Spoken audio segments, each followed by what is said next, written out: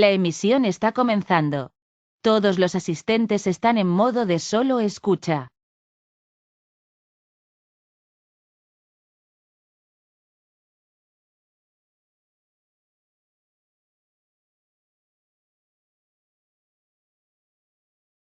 Una temática muy interesante y es que se va a desarrollar un tema del 60 aniversario del proceso de integración económica centroamericana, desafíos de cara a la globalización.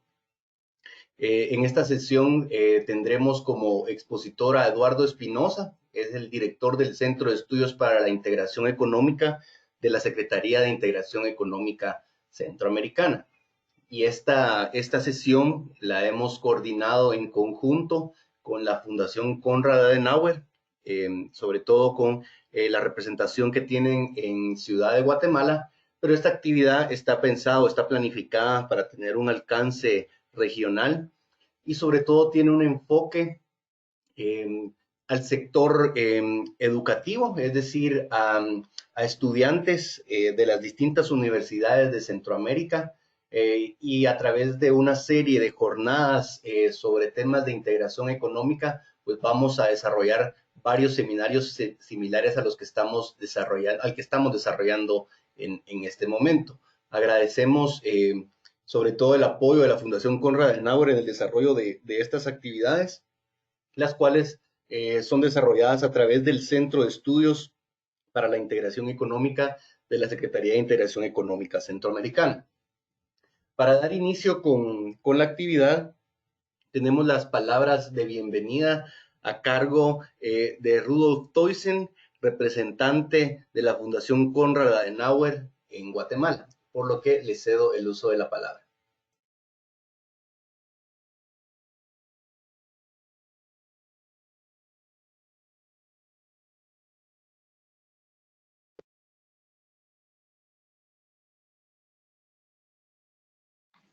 Muchas gracias. Estimados estudiantes centroamericanos, buenos días. Buenos días a nuestro primer evento de las Jornadas de Integración Centroamericana y la Política Regional que organizan la CIECA y la CAS para el año 2020. Quisiera darles una calurosa bienvenida a nuestra primera conferencia con el experto Eduardo Espinosa. Le saludo muy especialmente, Eduardo, gracias por su compromiso. Y gracias a todos ustedes por aceptar nuestra invitación al evento y poder abordar el tema del 60º aniversario del proceso de integración económica centroamericana, desafíos de cara a la globalización. Pongo un énfasis en las palabras de cara a la globalización, pues estamos viviendo una temporada de muchas dudas y muchas cuestiones sobre las ventajas y desventajas de la globalización. ¿Está fracasando este proceso? ¿Ya terminará? ¿O solo está viviendo una pausa? ¿Y cómo afecta esta situación la integración regional? El objetivo de la conferencia es fomentar el interés de la comunidad académica centroamericana sobre los temas de integración económica regional. Por lo tanto, estoy muy agradecido con todos ustedes por participar en este evento y espero que esta mañana salgamos de esta sesión virtual con un mejor entendimiento del proceso de integración económico de la región Centroamérica. Todos estamos interesados en sus ideas, así que por favor, compartíelas. Les quisiera invitar a participar en nuestras sesiones virtuales de cada mes y estén atentos a las divulgaciones y invitaciones de los eventos próximos en las redes sociales institucionales. Muchas gracias y disfruten el evento.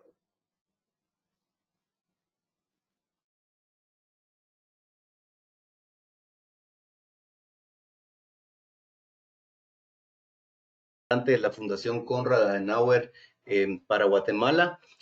Como bien lo mencionó en sus palabras, esta es la primera de una serie de sesiones, de jornadas sobre integración económica centroamericana, pues que desarrollaremos a lo largo de este primer semestre. El objetivo de estas actividades es poder compartir con el público en general centroamericano, pero sobre todo enfocado el contenido para estudiantes universitarios de las diferentes universidades de la región centroamericana. Entonces, para nosotros un gusto pues contar con su participación y esperamos que de igual forma puedan acompañarnos en las siguientes sesiones. Vamos a desarrollar una dinámica en la cual Eduardo Espinosa nos brindará el contenido que tiene preparado para esta sesión y al finalizar su exposición tendremos también un espacio para preguntas y respuestas. Ustedes las van a poder realizar a través de la plataforma GoToWebinar en la sección de preguntas o en la sección del chat, como ustedes lo deseen, de forma textual. Ustedes nos envían sus preguntas en cualquier momento de la presentación, no es necesario que esperen hasta el final. Si quieren, en el momento en que surja la duda, lo pueden escribir en esta sección y nosotros recibiremos todas estas preguntas y al finalizar la presentación de Eduardo, pues también realizaremos un espacio o tendremos un espacio para poder dar respuesta a estas consultas. También dentro de la presentación de Eduardo se tienen preparadas algunas preguntas de intercambio de opiniones con los participantes. Es por eso que en sus pantallas pues aparecerán algunas preguntas y les pedimos que estén atentos para poder dar la respuesta que ustedes consideren apropiada. Al final de cuentas, el objetivo de estas preguntas es medir su opinión y que podamos tener un debate interesante en el desarrollo de esta actividad. Entonces, digamos, en eso consiste la agenda de hoy, de esta actividad, de este seminario virtual. Por lo que, pues sin más, dejo en el uso de la palabra a Eduardo Espinosa, quien tiene preparado un contenido muy interesante para todos nosotros. Así que, Eduardo, bienvenido a la sesión.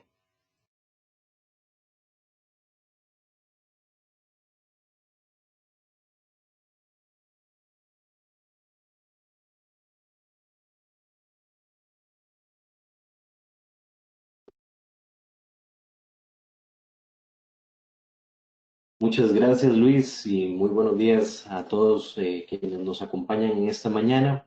Creo que ya Rudolf dio una excelente introducción al evento. Como saben ustedes, pues este corresponde a uno de un ciclo de conferencias virtuales que hemos organizado con la Fundación Konrad Adenauer y tiene como propósito precisamente traer a la discusión académica aspectos específicos de la integración económica centroamericana y muy puntualmente en el contexto de esta presentación, pues también reflexionar sobre cómo el 60 aniversario del proceso de integración pues también se enmarca frente a varios desafíos de cara al proceso de globalización y a todos los fenómenos que hemos venido monitoreando continuamente en las últimas semanas. Así que darles también la más cordial bienvenida a más de las 120 personas y en ascenso que se van conectando al webinar. Y bueno, para entrar en materia, pues básicamente, como bien indicaban tanto Luis como Rudolf, el propósito de la presentación es ahondar un poco sobre cómo el proceso de integración en el contexto de la globalización económica se enfrenta a nuevos desafíos, producto precisamente de todos los fenómenos sociales y económicos que estamos observando, incluso en la propia coyuntura del COVID-19. Ahora, nuestra presentación en realidad versará sobre tres grandes ámbitos. Primero, veremos algunos de los dilemas de la globalización y cómo tienen relevancia para el proceso de integración en Centroamérica. Estamos conscientes de que estamos en una nueva era, posiblemente una era en la cual la globalización está en proceso de pensamiento, de reflexión y de revisión, seguramente por muchos de sus impulsores y de sus detractores. En la segunda sección vamos a analizar sobre todo el comercio de Centroamérica después del proceso de apertura.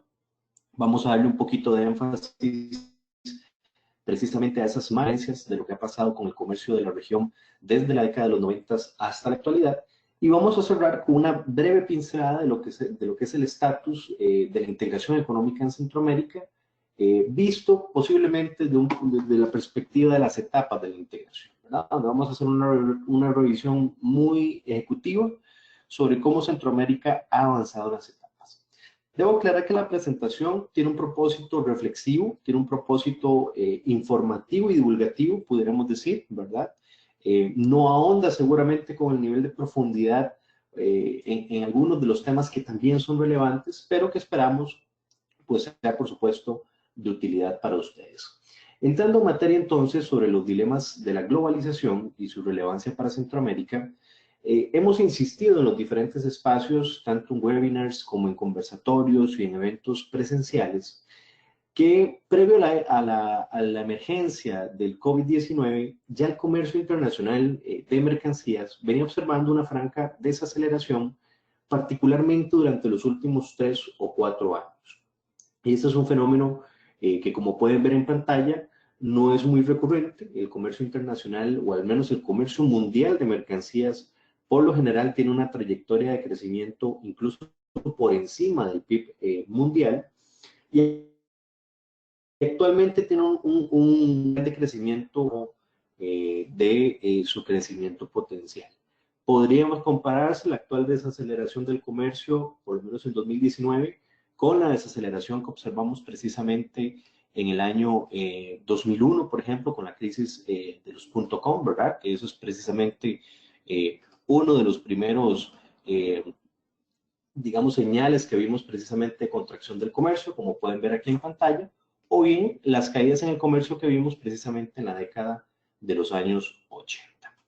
Ahora, esta contracción del comercio no es exclusiva de varias regiones, sino que en realidad, si analizamos las tres grandes fábricas del comercio internacional, como lo puede llamar la CEPAL, en realidad prácticamente después de la crisis del 2009 y 2010, como pueden observar, la tendencia a largo plazo del comercio no ha logrado alcanzar una tendencia al alza como todos quisiéramos, y en buena medida esta debilidad en el comercio internacional acrecienta o agudiza precisamente los dilemas o los conflictos que la propia globalización le ha venido implicando a la humanidad. Y sobre esto quisiera comentar entonces muy puntualmente que también la situación del COVID-19 viene a sumar a esa agudización de dilemas que ya la globalización venía acumulando. Ahora, en el contexto del COVID, nos enfrentamos primero a un escenario en donde los países del G7 son precisamente las economías más afectadas por la incidencia sanitaria del COVID. Por tanto, hay una alta propagación o un efecto importante a nivel económico sobre las grandes cadenas globales de valor y el cómo puedan funcionar en el contexto de esta situación sanitaria.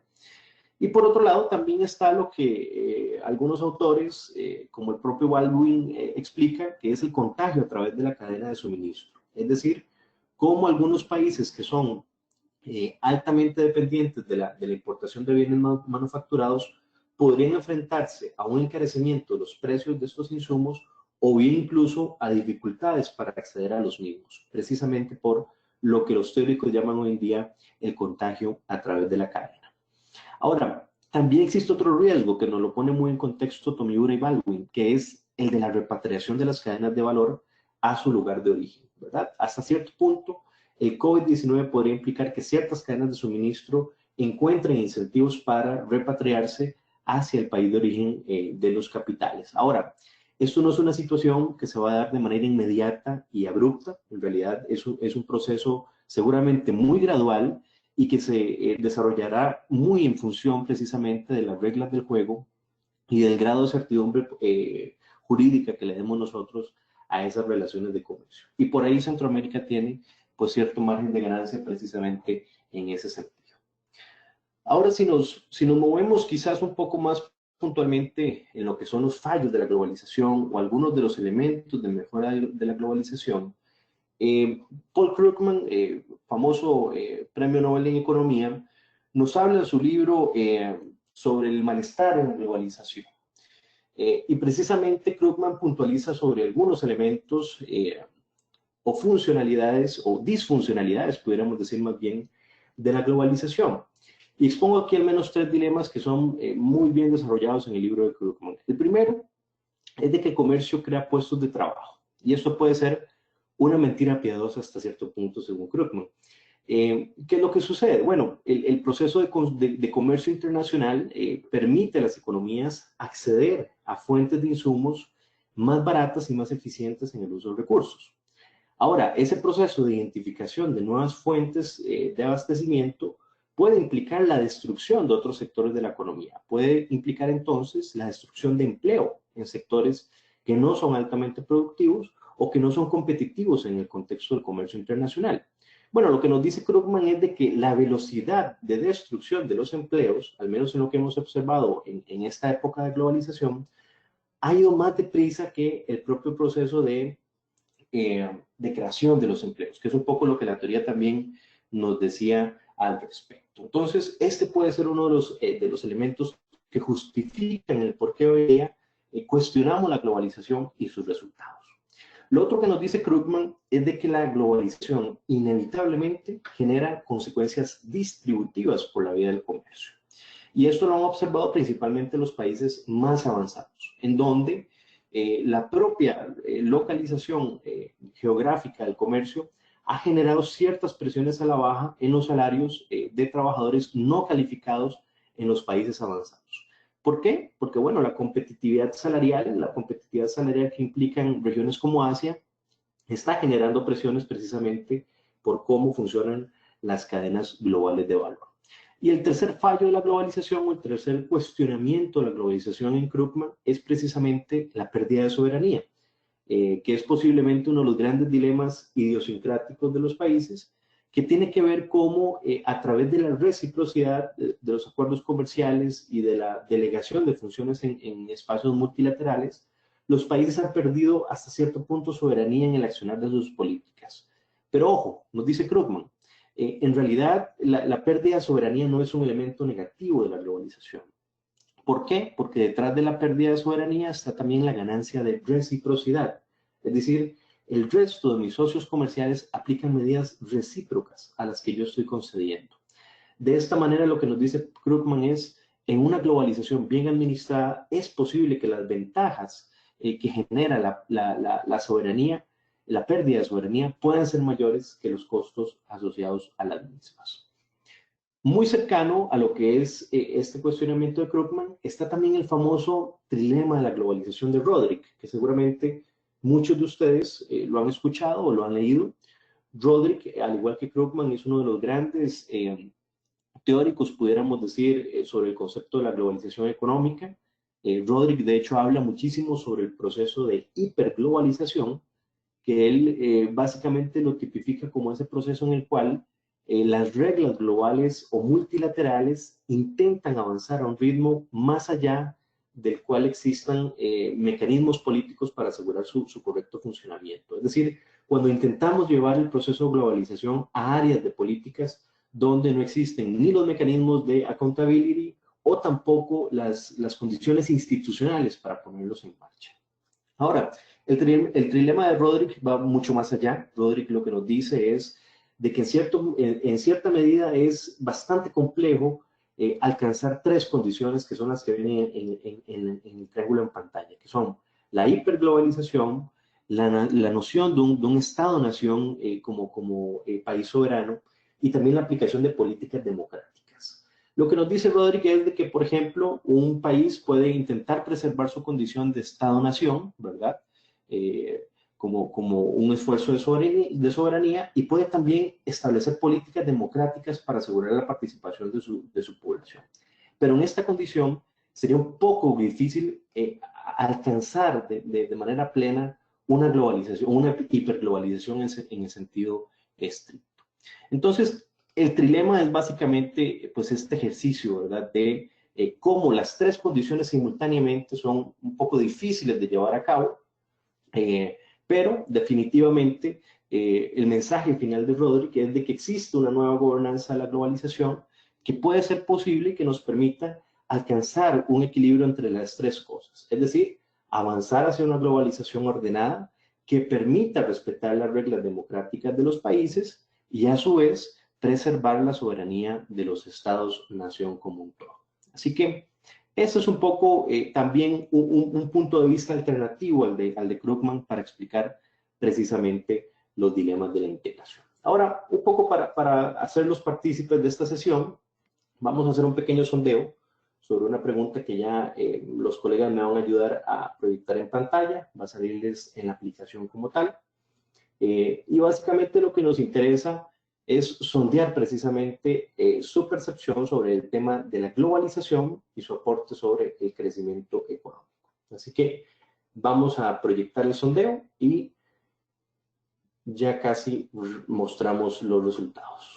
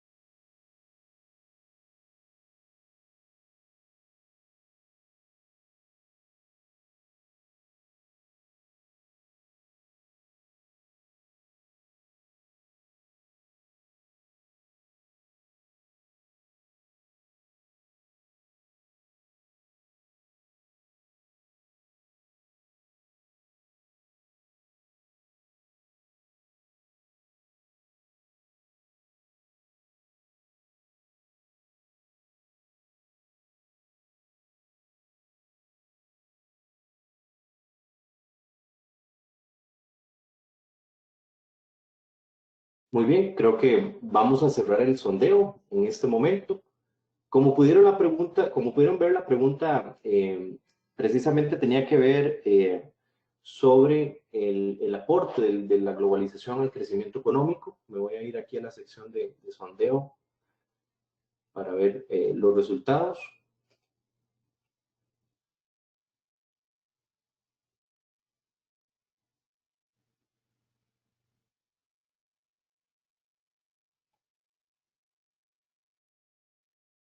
Perfecto, Eduardo. Del primer sondeo, la pregunta era: ¿la globalización es una oportunidad para el crecimiento económico? De eso, el 67% de los asistentes indicaron en que están de acuerdo. La segunda respuesta la segunda respuesta más seleccionada por parte de los participantes fue que están muy de acuerdo con que la globalización es una oportunidad para el crecimiento económico, con el 29%. Y tenemos a un 2% de los participantes que no saben o no responden. Entonces, ese fue el resultado del sondeo. Gracias, Luis. Voy a intentar nuevamente compartir pantalla. Me confirman si ya nuevamente ven mi pantalla. Ya la vemos.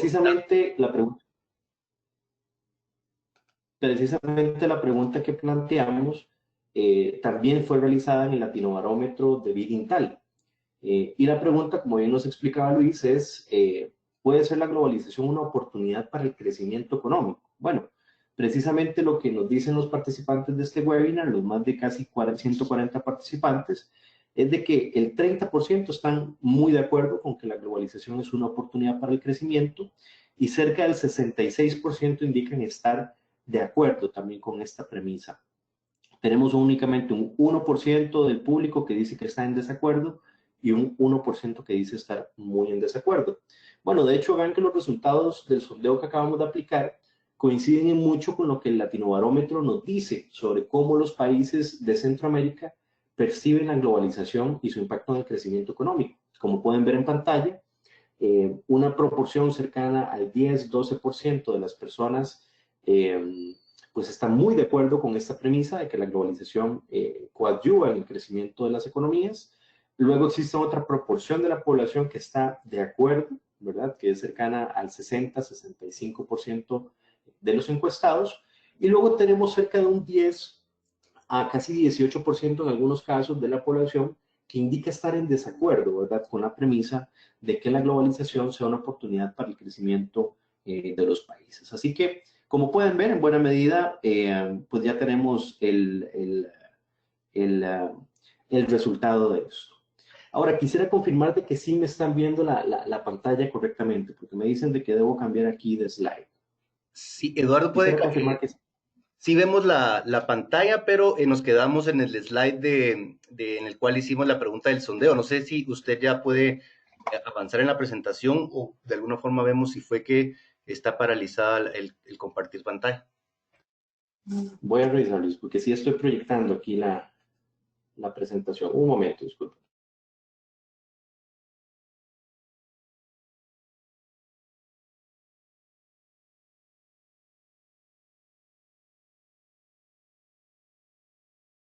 Sí, perfecto.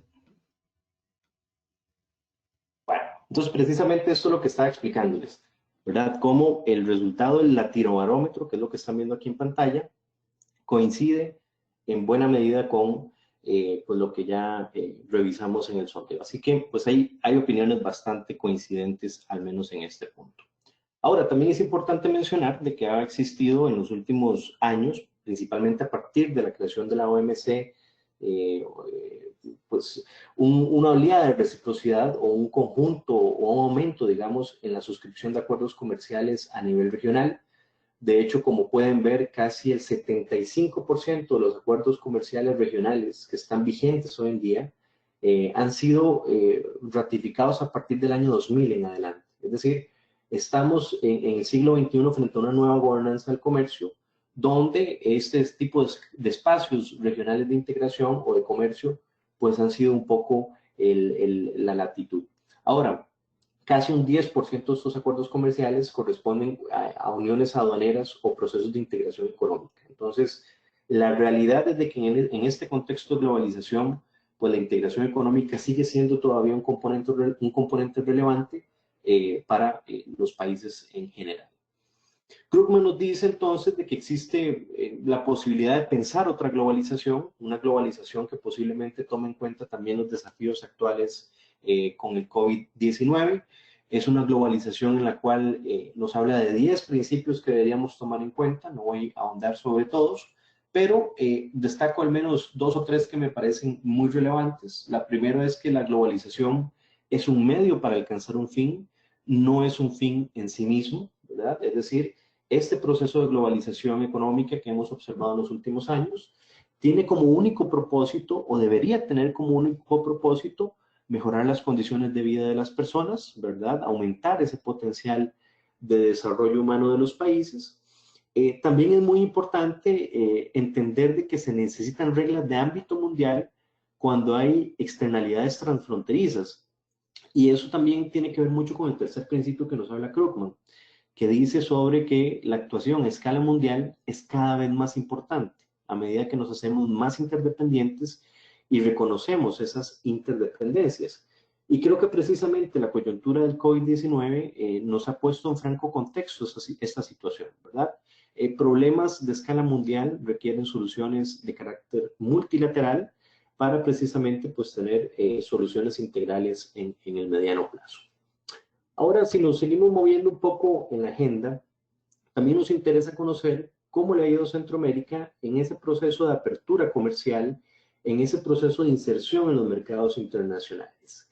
Y aquí quiero destacar principalmente 3 o 4 elementos sustanciales sobre el comercio de la región centroamericana. El primero, pues es que Centroamérica ha estado frente a un proceso de apertura comercial muy importante, como todos ustedes saben. Básicamente el 90% de las exportaciones hoy en día de Centroamérica están cubiertas bajo algún tipo de preferencia comercial, que puede ser en el contexto de un acuerdo negociado conjuntamente, como son el caso del acuerdo de asociación con Europa, ¿verdad?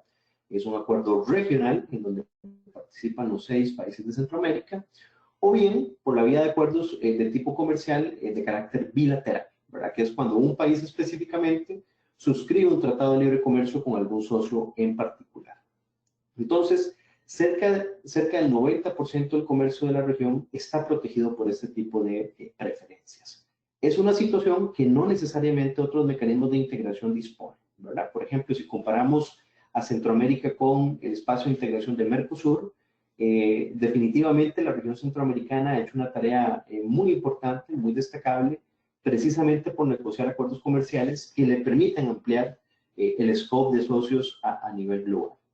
Y bueno, precisamente veamos qué es lo que ha pasado con las exportaciones de Centroamérica en los últimos casi 30 años.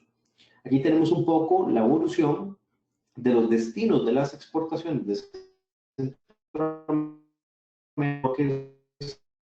geográficos importantes. Y veamos aquí quizás algunos elementos de relevancia. Primero, como pueden ver, hasta cierto punto el mercado norteamericano, América del Norte, pues es y sigue siendo uno de los principales mercados de destino de las exportaciones.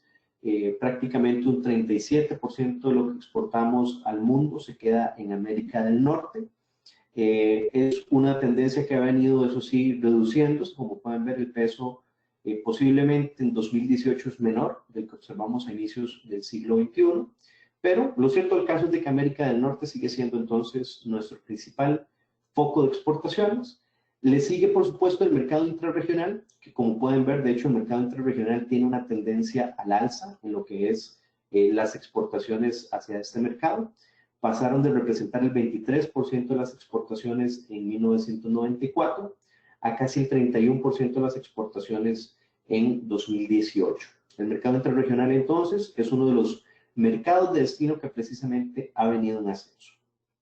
Algunas regiones que podríamos decir con las cuales no se ha explotado el potencial tiene que ver precisamente con América del Sur. Noten ustedes de que las exportaciones hacia Sudamérica representan el 2% de lo exportado, no ha cambiado sustancialmente en casi 30 años, lo cual habla precisamente de una inserción en este mercado pues todavía incipiente.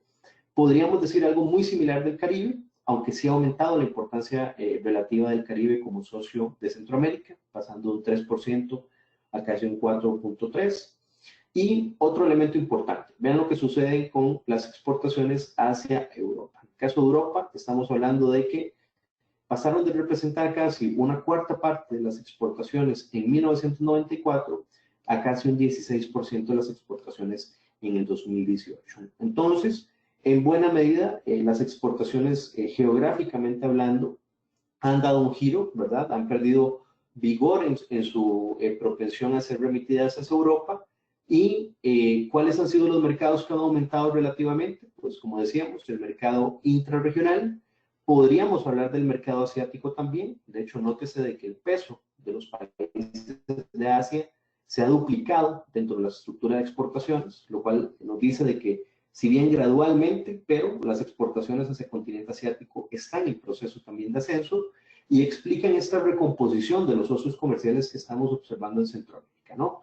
Donde, si bien el comercio con Europa ha crecido, porque la realidad es que el comercio con Europa ha crecido, su peso relativo en el total de exportaciones no ha aumentado en la misma proporción. Ahora veamos qué pasó por el lado de las importaciones. Es un análisis bastante similar al de las importaciones. Aquí básicamente tenemos el siguiente diagnóstico. Por un lado, América del Norte nuevamente se posiciona como la principal región de proveeduría de materias, de mercancías para Centroamérica. Casi un 43% de lo que importamos del mundo proviene de América del Norte.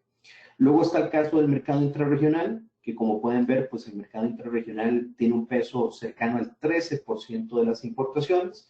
Tampoco ha cambiado mucho en los últimos 30 años. Ese es un elemento importante a destacar. Prácticamente América del Norte y el mercado intrarregional se mantienen sin cambios. Como pueden ver, en el caso de América del Sur, sí hay una tendencia a la baja en el peso relativo que tienen como proveedores de importaciones para Centroamérica. Lo mismo sucede con el Caribe, ¿verdad? Que tiene una prospección a la baja como proveedores. Mismo suceso con la Unión Europea, ¿verdad? El peso de la Unión Europea como proveedor de importaciones para Centroamérica pasó del 12% casi el 9% del total. Y como puede notarse, el cambio disruptivo, el cambio estructural que estamos observando en el comercio regional tiene que ver precisamente con el continente asiático. El continente asiático pasó de representar el 10, casi el 11% de las importaciones de Centroamérica y hoy en día ya representa el 22% de nuestras importaciones. Entonces, estos son cambios estructurales importantes, cambios ya de largo plazo pudiéramos hablar, porque estamos comparando prácticamente 3 decenios y en buena medida nos da pues ya cuenta de cuáles son algunos de los polos que están incidiendo en materia de comercio internacional. Y precisamente muchos de ustedes se preguntarán, bueno, ¿por qué el comercio con Asia ha crecido tantísimo? Principalmente por la vía de las importaciones. Bueno, aquí les muestro un gráfico que espero que sea un poco más esclarecedor de esta hipótesis. Precisamente aquí vemos el peso que tiene China como socio comercial específico para Centroamérica, tanto desde la perspectiva de las exportaciones como desde la perspectiva de las importaciones. El primer asunto, si lo medimos por el lado de las exportaciones, debemos destacar de que China como mercado destino de nuestras exportaciones lamentablemente todavía no se ha posicionado como quisiéramos. De hecho, como pueden observar, las exportaciones de Centroamérica hacia China tuvieron un periodo de auge relevante, pudiéramos decir, entre el 2001 y el 2007, ¿verdad? Que es cuando podemos observar de que la barra en color verde, que son las exportaciones, aumentaron en prácticamente 7 o 6 años consecutivos, pero a partir de ahí el peso de las exportaciones hacia China ha venido más bien a la baja, si lo comparamos con los últimos años. Eso quiere decir de que tenemos seguramente que repensar muy bien cuál será nuestra estrategia de comercio por la vía de exportación hacia China, sobre todo si consideramos que es uno de los mercados no solamente más densamente poblados, sino también con ingresos y con una clase media, pues francamente en aumento. Por supuesto, estamos ahora en una coyuntura en la cual la demanda de importaciones de China va a disminuir seguramente, pero ello no nos priva a reflexionar sobre la importancia de este mercado como un todo. Ahora, posiblemente el elemento más notorio del gráfico es más bien cómo aumenta la importancia de China como proveedor de importaciones, ¿verdad? En el caso de las importaciones, pues sí estamos viendo un fenómeno muy claro donde China como proveedor de importaciones representaba menos del 2% de lo que importábamos desde el mundo en 1994 y pues como pueden ver hoy en día representa casi el 12 o 10% de las importaciones que realizamos desde el mundo. Es decir, este crecimiento posiblemente es uno de los cambios estructurales en el comercio de Centroamérica más relevantes a destacar en esta crisis de largo plazo. Entonces, en los otros dos elementos que quería destacar, uno tiene que ver precisamente con la estructura del comercio intrarregional en los últimos 30 años. Aquí les presento precisamente dos fotografías de lo que era el comercio intrarregional en 1994. Recordemos que en 1994 prácticamente era un periodo en el cual el protocolo de Guatemala estaba recién suscrito, ¿verdad? Prácticamente hablábamos de un renacimiento del proceso de integración en ese momento. Y vemos también la fotografía de lo que son las exportaciones intrarregionales en el año 2018. Como pueden ver, han habido cambios poco sensibles hasta cierto punto. Por un lado, observamos un aumento en la industria de alimentos y bebidas en el mercado intrarregional. Si lo notan bien, alimentos y bebidas es uno de los rubros que aumenta su peso en la estructura de exportaciones. Prácticamente en el caso de los suministros industriales hablamos de que es un mercado que se mantiene sin cambios. Ha habido un aumento también en la exportación, principalmente de combustibles y lubricantes. Muchos de estos son más bien derivados.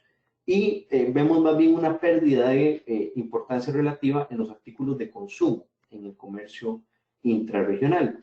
De hecho, si vemos un poco más en detalle, aquí vemos precisamente un poco lo que les relataba. En el caso de alimentos y bebidas, pues se explica principalmente por el aumento en las exportaciones, se explica principalmente por lo que son los artículos elaborados para el consumo de los hogares. Es decir, muy posiblemente esta industria de alimentos y bebidas está dirigida específicamente a productos alimentarios ya para los hogares, no necesariamente con fines industriales, lo cual también es un elemento importante a destacar de este comercio intrarregional. Ahora, El otro elemento a destacar de este proceso de comercio en Centroamérica es precisamente lo que exportamos hacia terceros mercados, que es lo que ven en pantalla, las exportaciones extrarregionales según grandes categorías económicas. Y aquí sí vemos cambios muy importantes en lo que son las exportaciones de la región hacia terceros países. Por un lado, como pueden ver, en 1994, cuando el proceso de apertura comercial, los procesos de negociación de tratados todavía no habían iniciado, prácticamente en 1994, si la memoria no me falla, como mucho el Tratado de Libre Comercio con México estaba próximo a negociarse, a culminarse, y por tanto vemos una estructura de comercio muy concentrada en el 94. El 76% de las exportaciones hacia terceros mercados eran alimentos y bebidas. Y muy posiblemente, y muchos de ustedes me dirán, bueno, y en realidad esos alimentos y bebidas los podríamos concentrar en 3 o 4 commodities, frutas frescas, café, azúcar, que posiblemente son los que lideran ese sector de alimentos y bebidas. Y muy posiblemente así es, ¿verdad? En 1994, 3/4 partes del comercio eran alimentos y bebidas, otra porción eran artículos de consumo y algunos suministros industriales. Ahora, pasémonos a la fotografía de 2018. Como pueden ver, en primer lugar, los alimentos y bebidas perdieron importancia en el pastel. Esto quiere decir de que sí ha habido un proceso de recomposición de la oferta de exportaciones. A veces nos quedamos un poco con, yo suelo llamarlo mitos del comercio, mitos de la integración. Seguimos diciendo de que somos países monoexportadores o que nuestra estructura de exportaciones no se ha diversificado. Yo creo que sí se ha diversificado. Posiblemente no se ha diversificado al ritmo ni con la profundidad que todos quisiéramos, evidentemente, pero sí ha habido un proceso de transformación de la estructura de exportaciones. No solamente por la reducción de los alimentos y bebidas, sino noten ustedes, por ejemplo, el caso de suministros industriales. Prácticamente los suministros industriales duplicaron su cuota de exportación en los últimos 30 años. Pasa lo mismo con los bienes de capital. Ven el dato de los bienes de capital, pasaron de representar un 1% de las exportaciones a casi un 7% de las mismas. Así que, pues básicamente estos son algunos elementos que queríamos destacar en cuanto al comercio en este proceso de apertura comercial. Aquí aprovecho para hacerles un comercial y es de que el próximo webinar que vamos a organizar precisamente con la Fundación Conrad va a ser un análisis o una caracterización del mercado intrarregional. Vamos a hacer un estudio mucho más profundo de las condiciones del comercio intrarregional, así que los invito también a estar pendientes de este próximo evento que nos va a permitir conversar con un poco más detalle sobre todas estas cosas que estamos hablando. Pero bueno, aquí en pantalla ven precisamente algunos de los elementos que destacaba. Hay una menor especialización en el sector de alimentos y bebidas, y lo bueno es de que también ha habido una transición, ¿verdad? Estamos exportando menos productos básicos y más productos elaborados, ¿verdad? Que eso también es un cambio relevante en la estructura de exportaciones. Ahora quizás para ya ir entrando en la fase final, pero también muy relevante de la presentación, nos interesa comentar brevemente sobre cuál es el estatus del estado de situación de la integración económica, sobre todo reflexionando a la luz de todo lo que hemos hablado en términos de la globalización, en términos de los retos de la economía internacional para Centroamérica. Y bueno, en general, vamos a hacer otra dinámica de sondeo. Nuevamente le pido el apoyo a Luis para que active el sondeo de todos los participantes. Vamos a activar la pregunta. Precisamente tiene que ver sobre integración. Así que creo que ya lo activaron. Les pedimos su participación y ya pronto compartimos resultados.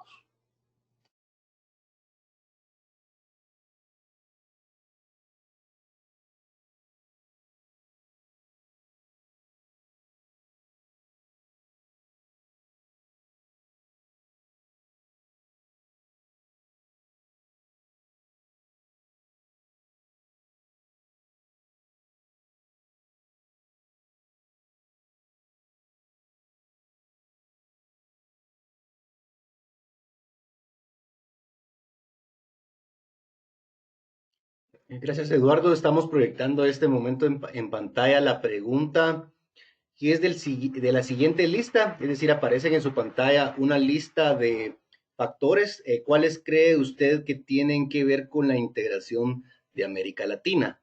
Hasta el momento ha votado el 55% de los asistentes. Vamos a dar unos segundos más para obtener un porcentaje mayor de respuestas. Por el momento podemos anticipar que un gran porcentaje de los participantes indican que el libre comercio es uno de los factores que están más asociados a la integración de América Latina. Vamos a dar unos segunditos más y completamos el sondeo.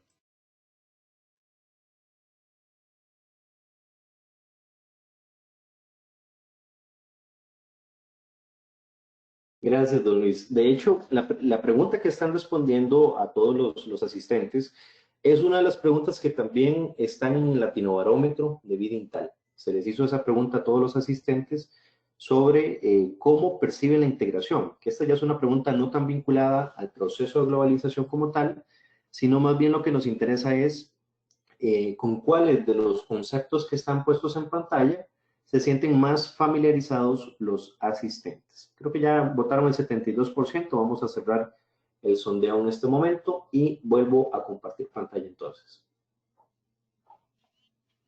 Quisiera confirmar que logran ver mi pantalla.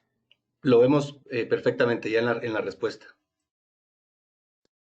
Perfecto. Entonces, me pasaba por aquí, Luis, los resultados del sondeo, ¿verdad? Que era básicamente, pues la pregunta era cuál, de la siguiente lista, ¿cuál cree usted que tiene que ver con la integración económica en América Latina, ¿verdad? En realidad es una pregunta bastante interesante para ver cuál concepto es el que se nos hace más familiar con la integración.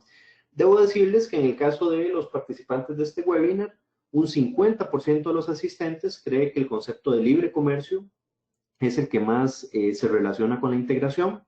Luego le sigue el diálogo político con el 21% de los asistentes. Luego vemos la promoción de las inversiones nacionales y foráneas como un tercer elemento, destacado por el 15% de los asistentes. Y un 10% de los asistentes habla de la movilidad de personas y de trabajadores de un país a otro. Bueno, en realidad, nuevamente creo coincidimos bastante con lo que el Latinobarómetro nos brinda en su revisión de 2017. Como pueden ver en pantalla, para todos los países de la región, el concepto de integración, por lo general, se ve asociado bastante con el libre comercio. De hecho, prácticamente en el 50% de los casos se identifica el libre comercio como un elemento de la integración muy claro. Y de hecho, como vamos a ver más adelante, en el caso de Centroamérica, el libre comercio es uno de los elementos centrales en el proceso de integración. Sin embargo, noten ustedes de que el Latinobarómetro y el propio sondeo que hemos realizado aquí nos habla también de algunos elementos importantes que son considerados también como integración. Los asistentes, por ejemplo, consideran que el diálogo político entre los países miembros forma parte de la integración. También consideran que la movilidad de personas y trabajadores es parte de la integración y vimos que mayoritariamente también el tema de promoción de las inversiones nacionales y extranjeras. Es decir, eso es lo que nos invita un poco a reflexionar precisamente sobre los componentes de la integración y el grado de profundidad que tiene la misma, ¿verdad?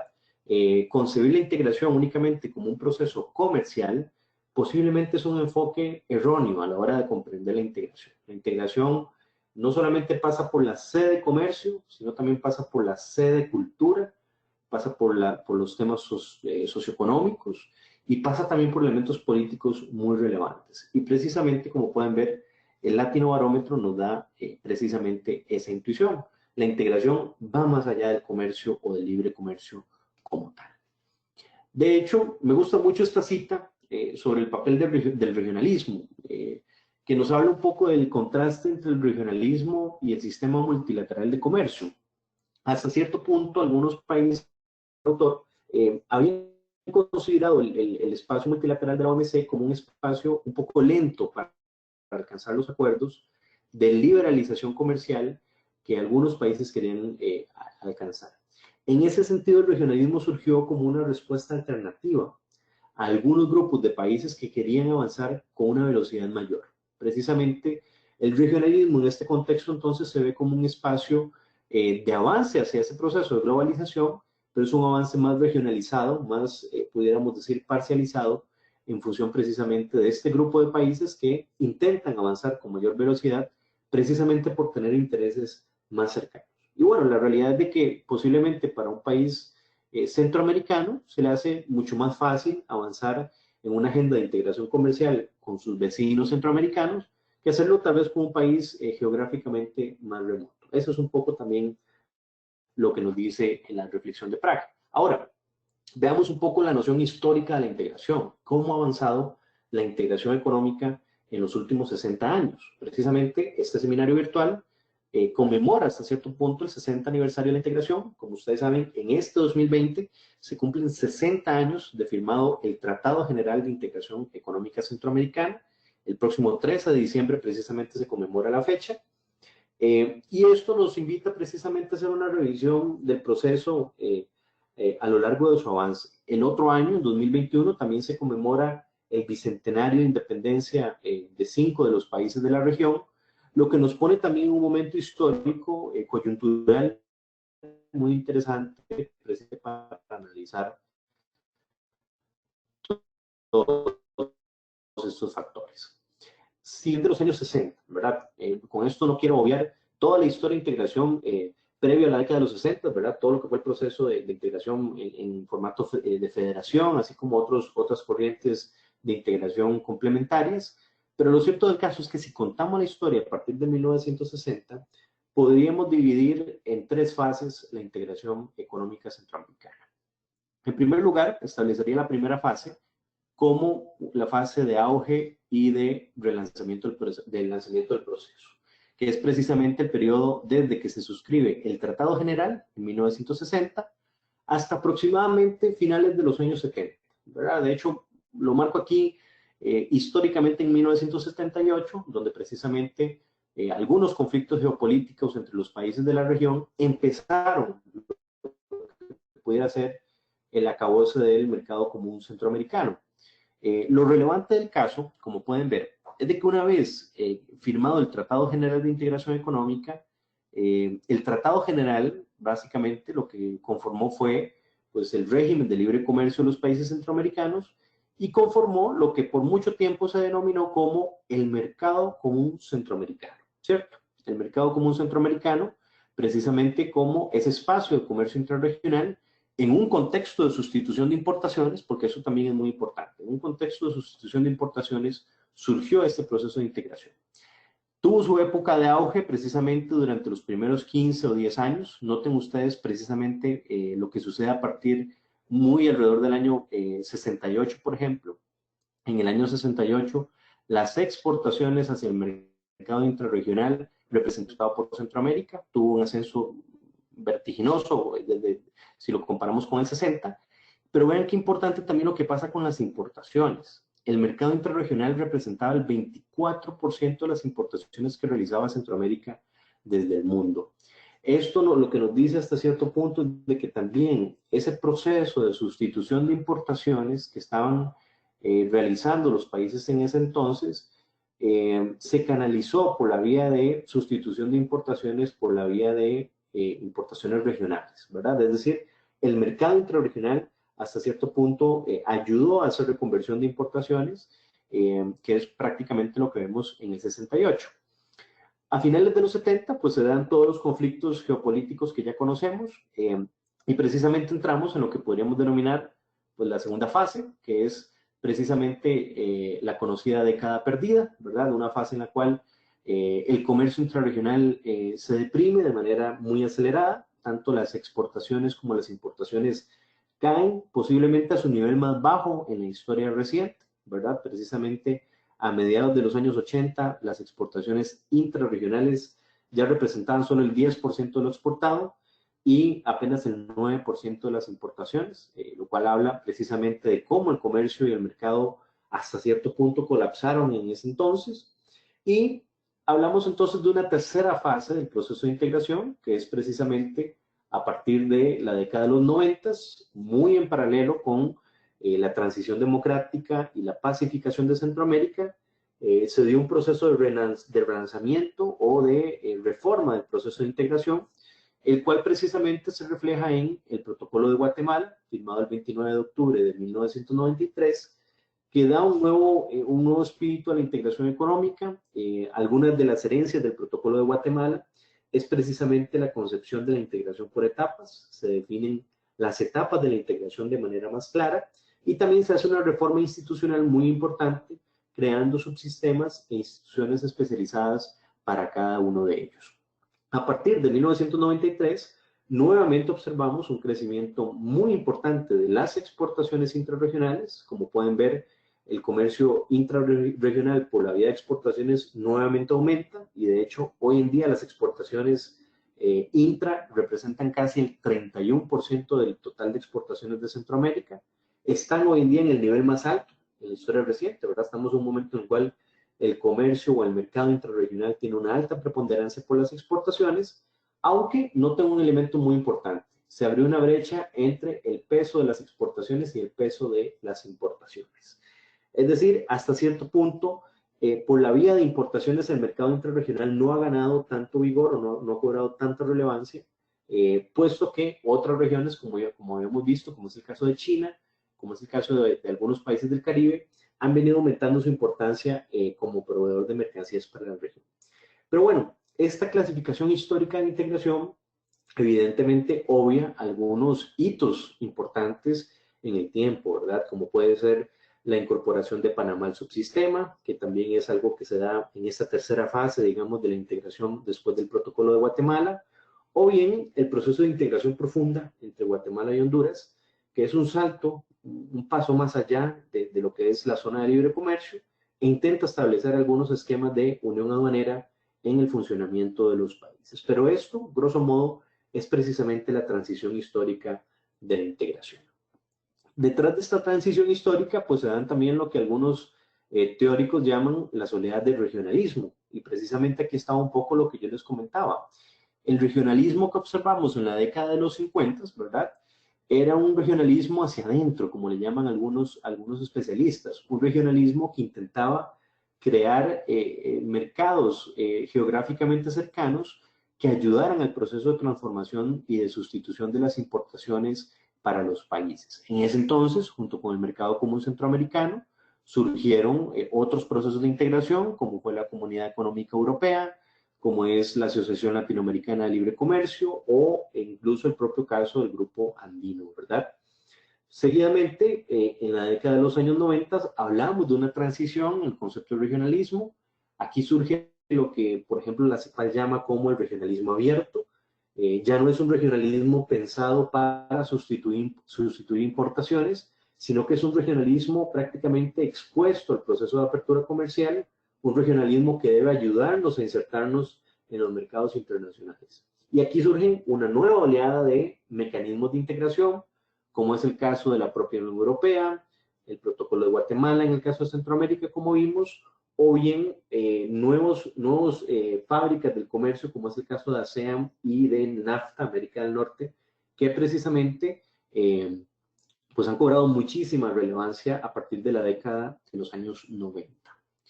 Ahora, cuando hablamos de Centroamérica, debemos, por supuesto, tener claras cuáles son las etapas de la integración económica de acuerdo a lo que está contemplado en el Protocolo de Guatemala. Y aquí vemos precisamente las 5 grandes etapas que el Protocolo de Guatemala establece para Centroamérica. Hablamos de una zona de libre comercio, que como todos ustedes saben, pues básicamente significa el desmantelamiento de los derechos arancelarios a las importaciones y la creación de un espacio de libre movimiento, de libre comercio para las mercancías originarias centroamericanas. Este es un punto muy importante. Esto es para las mercancías originarias. Ahora, es importante mencionar un aspecto. Como pueden ver, la segunda etapa de la integración tiene que ver con las relaciones comerciales externas. A esto que nos referimos, a todos los ejercicios de armonización y de convergencia de las relaciones comerciales de Centroamérica con terceros países. Aquí, por supuesto, están, todos los esfuerzos alrededor de los tratados de libre comercio que han venido suscribiendo Centroamérica. Y finalmente, el tercer estadio es la Unión Aduanera Centroamericana, que como saben ustedes, pues la Unión Aduanera convencionalmente se ha asociado mucho con disponer de arancel centroamericano de importaciones y un mecanismo de contingencia para la distribución de los aranceles de importación, pero no necesariamente la unión aduanera debe ser concebida desde esa visión absolutista, sino que la unión aduanera en realidad, de acuerdo al protocolo para el establecimiento marco de la unión aduanera, pues básicamente este proceso tiene que ver no solamente con la facilitación del comercio y la libre movilidad de las mercancías con independencia del origen, sino también con la creación de un marco institucional que permita resguardar esa unión aduanera. Después de esto vienen otros umbrales de integración que son pues también muy relevantes, como la libre movilidad de los factores productivos. Aquí hablamos de que el capital, el talento humano, se pueda mover libremente por el espacio económico, y finalmente lo que se concibe como la integración monetaria y financiera, que es pues ya la construcción de políticas de carácter financiero y monetario debidamente armonizadas. Ahora, lo cierto del caso es que si revisamos cada una de estas etapas, como ustedes saben muy bien, Centroamérica ha venido avanzando con mayor celeridad en lo que es la zona de libre comercio, ¿verdad? La zona de libre comercio es un espacio que prácticamente en el cual Centroamérica ha puesto muchas de sus prioridades. Hoy en día existe un régimen de libre comercio para el 99% de las mercancías originarias de Centroamérica. Esto quiere decir de que cualquier producto centroamericano originario no está sujeto al pago de aranceles para moverse libremente por la región. Pero tener una zona de libre comercio no es solamente quitar aranceles. En realidad, Centroamérica ha hecho un esfuerzo extraordinario en lo que tiene que ver con convergencia normativa. De hecho, aquí a mano derecha les pongo algunos de los temas o algunas de las materialidades o disciplinas donde existe hoy en día normativa regional centroamericana. Es decir, existen instrumentos regionales, sean reglamentos o sean protocolos, que permiten que estas dimensiones, como son los temas sanitarios y fitosanitarios o las barreras técnicas al comercio, tengan algún tipo de norte regional en la forma de gestionarse. De esta cuenta, entonces, Centroamérica tiene reglamentos centroamericanos en materia de origen, en materia de tránsito de mercancías, tienen, por supuesto, un CAUCA y un RECAUCA, que define procedimientos aduaneros para los países de la región, y un tema de no menor importancia son los reglamentos técnicos centroamericanos, ¿verdad? Que también son reglamentos que definen aspectos de calidad y de composición propiamente de los productos que se comercian en la región. Entonces, la zona de libre comercio es posiblemente el estadio de la integración que ha tenido un mayor nivel de profundización y en el cual se le han apostado muchos de los recursos en los últimos 20 años. Ahora, eso no nos dice de que en las otras etapas no hemos avanzado. Por supuesto que sí. En materia de relaciones comerciales externas, de hecho, como les decía, Centroamérica hoy en día tiene preferencias comerciales con casi el 90% de sus socios comerciales. Esto, pues, en buena medida explica que sí se ha puesto un fuerte énfasis en asegurar condiciones de acceso al mercado favorables para la región. Recientemente, de hecho, Centroamérica ha negociado 2 acuerdos en específico, ¿verdad? Como todos ustedes saben, como es el acuerdo con Reino Unido, en términos de subsanar pues el impacto del Brexit y de la salida del Reino Unido de la Unión Europea, y también lo que es el acuerdo Centroamérica-Corea del Sur, ¿verdad? Pues posiblemente uno de los primeros acuerdos de carácter regional con miras a insertarse en el mercado asiático. Específicamente en materia de unión aduanera, posiblemente aquí es donde muchos de los críticos de la integración precisamente pues señalan precisamente la incapacidad de avanzar a la velocidad que quisiéramos hacia la unión aduanera, ¿verdad? La unión aduanera, entendida como esta unificación de los territorios aduaneros, pues está definida en Centroamérica, como les decía anteriormente, por el Convenio Marco para el Establecimiento de la Unión Aduanera Centroamericana, que es un instrumento de carácter regional que define en qué términos se daría una unión aduanera en la región. Pero además debemos mencionar que la unión aduanera, como les digo, también tiene algunas etapas previas, como es la facilitación del comercio, en donde Centroamérica también ha venido trabajando en una estrategia centroamericana de facilitación de comercio que ha podido hasta cierto punto definir acciones de corto plazo para mejorar el movimiento de las mercancías en la región. Ahora, si bien el proceso de Guatemala y Honduras no necesariamente encaja al 100% en la lógica, ¿verdad?, de esta integración por etapas, lo cierto del caso es de que también es un elemento a destacar en materia de unión aduanera regional. ¿Por qué? Porque precisamente estos dos países han emprendido un proceso que podrá servir como guía o como referencia para lo que podríamos entender algún día como la Unión Aduanera Centroamericana, ¿verdad? Algo importante es de que este proceso de Guatemala y Honduras precisamente se inspira y toma como referencia y base todos los instrumentos de la integración económica regional. Y precisamente cuando hablamos de la integración por etapas, hoy en día el proceso de Guatemala y Honduras tiene una preponderancia muy importante como caso de estudio, precisamente porque son los países que han emprendido un primer esfuerzo por unificar sus territorios aduaneros. De hecho, aquí les muestro en pantalla lo que era el modelo inicial de unión aduanera establecido entre Guatemala y Honduras, que establecía 3 puestos integrados o puestos de control fronterizo integrado, como son Corinto, Entre Ríos, Aguacaliente y El Florido, y también definía lo que son las famosas aduanas periféricas, ¿verdad? Que son las aduanas instaladas en puertos principalmente, o en fronteras externas, donde se tiene también un control de las mercancías como un todo. Ahora, el proceso de integración profunda del Triángulo Norte o de Guatemala y Honduras tiene una característica importante y es de que asegura un régimen de libre circulación para las mercancías con independencia del origen. Es decir, una mercancía que no necesariamente sea de Guatemala y de Honduras se puede nacionalizar en este nuevo territorio aduanero creado y no debe pagar de manera doble aranceles por nacionalizarse hacia uno de los otros países.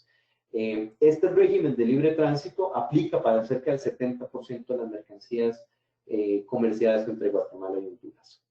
¿Qué implica esto en términos logísticos y por qué lo ponemos como un caso de estudio relevante? Precisamente porque la Unión Aduanera de Guatemala y Honduras realizó importantes reformas en materia de infraestructura. Aquí les mostramos precisamente uno de los puestos fronterizos que fueron modernizados. Y el elemento de facilitación de comercio muy interesante acá precisamente tiene que ver con las instalaciones. Como pueden notar, existen 2 tipos de unidades de infraestructura. Una que se denomina el Centro de Control Integrado. Aquí es donde se atienden todas las mercancías que han sido exceptuadas del régimen de libre circulación, es decir, todas aquellas mercancías que no utilizan la FIDUCA, que es el documento utilizado para el régimen de unión aduanera de Guatemala y Honduras. Son mercancías que pasan por el control normal en las instalaciones que vemos acá. Y luego existe lo que se denomina como un centro de facilitación de comercio, que pudiera entenderse como un paso o un carril de paso ágil, en donde se atienden a las mercancías que van con libre circulación. Es decir, se está intentando dar un tratamiento diferenciado a las mercancías en función, por supuesto, de los beneficios que otorga el régimen de Guatemala y Honduras. Y en ese sentido, cuando hablamos de las ventajas de la integración, siempre nos cuestionamos cómo esto ayuda en el movimiento de las mercancías y cómo ayuda en la facilitación comercial. Un ejercicio del Banco Mundial muy interesante, precisamente tomó los tiempos de cruce fronterizo en los centros de facilitación de comercio que han sido modernizados con la Unión Aduanera. Y los datos realmente son reveladores, son muy interesantes. En el caso de los 3 puestos fronterizos, Corinto, Florido y Aguacaliente, el tiempo de cruce fronterizo pasó de ser cercano a 11 horas a tan solo 6 minutos en promedio. Es decir, había una reducción muy sensible en los tiempos de cruce fronterizo que precisamente da cuenta de uno de las externalidades positivas que nos puede ofrecer este tipo de mecanización pensada en facilitación comercial, ¿verdad? Así que esta última reflexión del proceso de integración profunda la ponemos en contexto como una experiencia, un caso de estudio muy relevante que tendrá que seguirse analizando y mejorando con el tiempo, precisamente para ver su incidencia como un todo en el proceso de una manera regional. Pero los resultados por demás nos parecen muy interesantes. Así que, expuesto todo lo anterior, me voy quizás a las conclusiones de este ejercicio para ya abrir la sección de preguntas y respuestas. Nos parece que desde nuestra perspectiva hay al menos 3 conclusiones muy relevantes. La primera está muy vinculado con lo que reflexionábamos sobre la globalización y el COVID. Veníamos monitoreando retos en materia de proteccionismo comercial. De hecho, tuvimos también un conversatorio precisamente con la Fundación Konrad Adenauer el año pasado, a finales, sobre el proteccionismo comercial y su impacto para Centroamérica. bueno, lo que hablamos es de que hoy en día estamos frente a un escenario de proteccionismo comercial que podría agudizarse o que podría agudizar los problemas de la globalización en el contexto del COVID-19, ¿verdad? Entonces, estamos frente a una situación, podríamos decir, de relativa incertidumbre frente a cómo esto puede impactar en la gobernanza del comercio internacional. Centroamérica tendría que estar muy atento y muy estratégico pensando precisamente cómo estas tendencias le pueden afectar. Y precisamente en este punto me voy a la segunda conclusión, que tiene que ver con ese proceso de inserción de Centroamérica en la economía internacional. Ya vimos que el proceso de inserción en la economía internacional no podría catalogarse como un proceso fallido al 100%. Ha habido un proceso de transformación de la oferta de exportaciones, ha habido un proceso de transformación geográfica del comercio, pero por supuesto dar ese salto de calidad hacia sectores altamente productivos depende no solamente de la suscripción de tratados de libre comercio, sino que ocupan políticas al interior de los países para generar condiciones para desarrollar este tipo de sectores o de drivers económicos.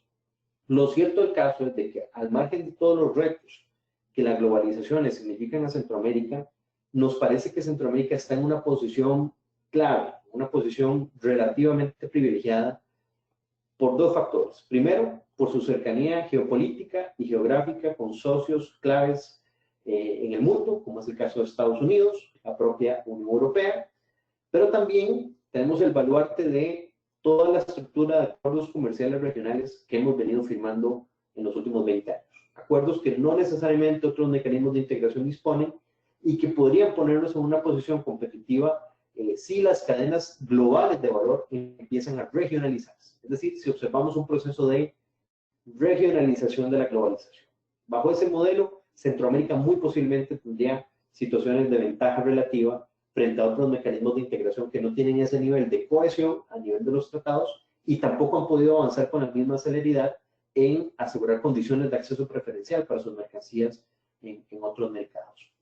Finalizo también con otro mensaje que creo que el propio Latinobarómetro y lo que ustedes mismos nos decían en el sondeo era relevante, y es de que es necesario explorar otras áreas de integración profunda y esto trasciende hacia ver más allá de la integración por etapas, ¿verdad? La integración por etapas es un marco conceptual, es un modelo teórico que nos permite organizar el cómo un proceso de integración va avanzando en términos históricos y en términos de sus etapas, pero la integración va más allá de las etapas que Vera Balaza o que el propio protocolo de Guatemala define. La integración tiene una dimensión productiva, tiene una dimensión social, tiene una dimensión de infraestructura que es muy relevante.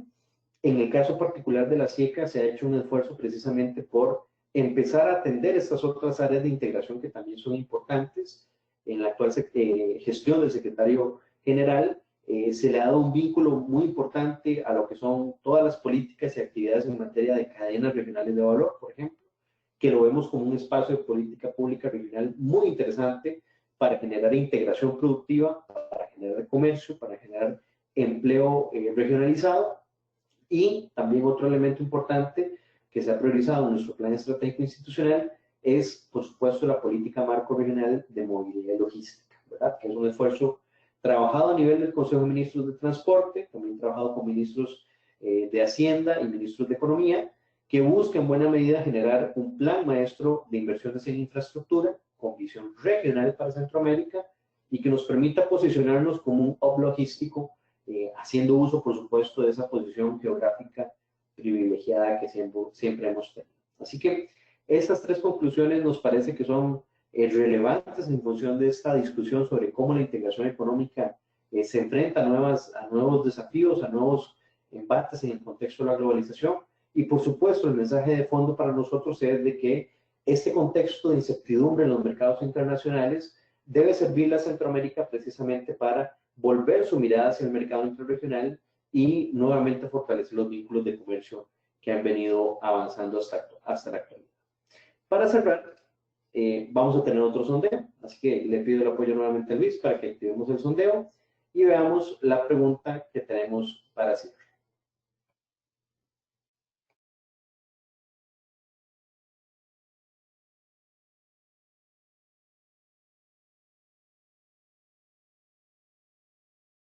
Perfecto, Eduardo. La pregunta ya está en pantalla. La pregunta es, ¿considera posible fortalecer la integración económica regional ante los potenciales cambios en el orden económico internacional?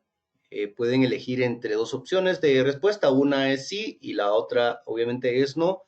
Hasta el momento han dado respuesta el 60% de los participantes y hasta el momento la respuesta más seleccionada con un 98% es sí. Vamos a dar algunos segundos más, pero creo que la proporción o la relación no va a cambiar.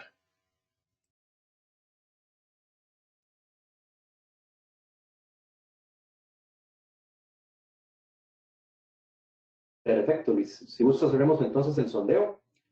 Por lo que entiendo entonces, y me comparte aquí los resultados, una proporción superior al 95% de los asistentes considera que la integración económica sí tiene un espacio para ser profundizada a la luz, incluso de estos retos de la globalización. De hecho, aquí tengo ya los resultados. Hablamos de que un 93% de los asistentes a este webinar considera que sí es posible fortalecer la integración económica ante los potenciales cambios en el orden económico internacional. Y bueno, un 3% de los asistentes considera que no, que todavía no es factible esta medida.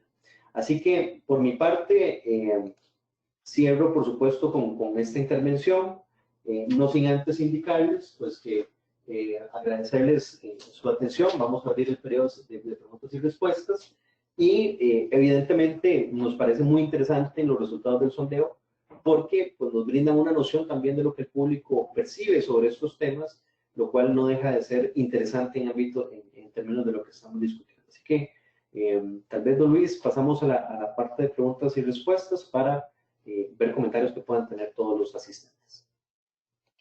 Perfecto, Eduardo, gracias a los participantes que nos han hecho llegar ya sus preguntas. Y les recuerdo que lo pueden hacer dentro de la plataforma en la cual estamos transmitiendo este seminario virtual. Hay una sección específica de preguntas o igual lo pueden hacer por el chat. Nosotros lo vamos a ver en pantalla en este momento y vamos a darle lectura a algunas de las preguntas. Algunas podemos resumirlas, incluso unificarlas. Pero la primera de ellas, Eduardo, es... pregunta Ilcias Daniela Sandres Guillén. Debido a la crisis provocada por el COVID-19, habrá que implementar muchas estrategias para la recuperación de las exportaciones. ¿Cuáles podrían ser esas estrategias o si se está trabajando ya en alguna de ellas para promover esa recuperación económica a nivel regional? Gracias, Luis. Excelente pregunta. De hecho, evidentemente, ¿verdad? La nueva normalidad del COVID y los efectos tanto de corto plazo como de largo plazo van a implicar que los países de la región implementen medidas poco convencionales para reactivar la economía. Y en ese sentido, al menos en términos de fomento a las exportaciones, se han visto dos tipos de medidas, al menos en el espacio regional. Por un lado, en el contexto del plan de contingencia regional y como parte de las medidas de abastecimiento de los mercados, en materia comercial, por lo menos en lo que es el espacio intrarregional, sí han habido medidas muy directas de parte de los países para evitar de que el comercio de mercancías se interrumpa en este periodo de crisis. Es decir, que el movimiento de mercancías, por lo menos a nivel centroamericano, por vía terrestre, se dé con normalidad. Ahí han habido algunas medidas de carácter sanitario, por ejemplo, para asegurar de que los conductores de vehículos puedan moverse libremente junto con las unidades de transporte por toda la región y asegurar en buena medida de que el comercio de alimentos y bebidas y de medicamentos se realice con normalidad. Entonces, por un lado, el sector exportador que dirigiéndose principalmente al mercado interregional, podríamos decir que se ha visto protegido o beneficiado indirectamente por esa necesidad de los gobiernos de asegurar que las mercancías se muevan libremente. Ahora, ¿cómo dinamizar las exportaciones en la era post-COVID? Como les decía, posiblemente esto va a pasar por la aplicación de políticas no convencionales. Y aquí lo que nos dicen en buena medida algunos autores es de que el Estado en buena medida va a tener una participación muy relevante en todo este proceso de reactivación de la economía.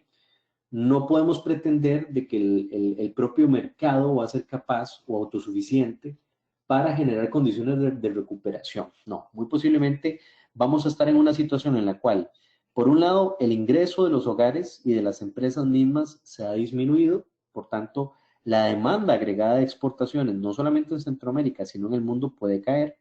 Por tanto, una forma de revitalizar las exportaciones a nivel global precisamente tiene que ver con proteger los ingresos de los hogares y de las empresas, que al final de cuentas son impulsores o demandantes del comercio. Ahora, también lo que estamos observando en muchos países, no solamente en Centroamérica, son políticas directas de apoyo a las empresas, ¿verdad? Por un lado, en términos de flexibilización de las condiciones de crédito, ¿verdad? En algunos casos, para acceder a condiciones de financiamiento más adecuadas a la coyuntura del COVID, o bien incluso estamos viendo algunas medidas de flexibilización laboral para asegurar de que no aumente el desempleo en el contexto de esta coyuntura, ¿verdad? Estas medidas es un poco lo que hemos visto en términos de reactivación de las exportaciones. Ahora, no nos debe extrañar si más adelante, conforme la situación sanitaria va cambiando, las medidas económicas también se van transformando, ¿verdad? Puede que llegue un momento en el cual veremos esfuerzos más específicos de los países, por ejemplo, para empezar a promover su comercio en algunos mercados geográficamente estratégicos, ¿verdad? Que eso es también otra cosa que se podría dar, que es que algunos países empiecen a diversificar geográficamente su comercio y empiecen a buscarse otros mercados fuera del G7, ¿verdad? Mercados emergentes, altamente poblados, con ingresos crecientes que podrían ser nuevos nichos de comercio que hoy en día tengan un comportamiento interesante si lo comparamos con la demanda de exportaciones que tienen países altamente industrializados. Entonces, yo creo que la recuperación del sector exportador pasará en buena medida por la eficiencia de estas medidas no convencionales para mejorar los ingresos de los hogares y, por otro lado, apoyar directamente a las empresas. Perfecto, muchas gracias, Eduardo. Tenemos varias preguntas. Creo que quizá por el espacio que tenemos reservado en la agenda no nos podrá dar tiempo de dar respuesta a todas. Vamos a hacer el esfuerzo de responder a la mayor cantidad de preguntas. Si dejamos alguna sin responder, pues también vamos a hacer el esfuerzo de poder remitírselas por correo electrónico para que pues todas las preguntas que han sido realizadas pues tengan una respuesta por parte de Eduardo. Voy a resumir al menos 4 preguntas que creo que tienen un enfoque muy similar.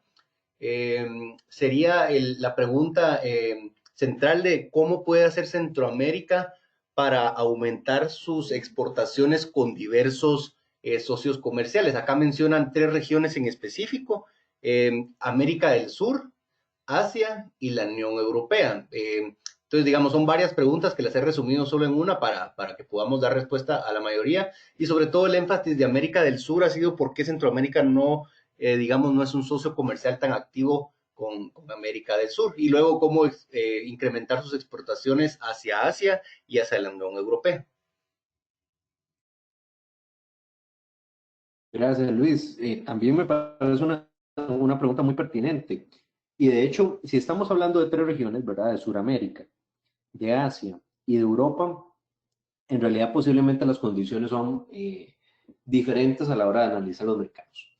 En el caso de América del Sur, debemos recordar de que América del Sur, algunos países pueden tener cierta oferta de exportaciones coincidente con Centroamérica, ¿no? El caso, por ejemplo, típico del café, ¿verdad? Que posiblemente tiene como un competidor fuerte en Sudamérica, Colombia, o casos específicos como commodities como el banano o el azúcar mismo, que también son productos exportados por los países del sur.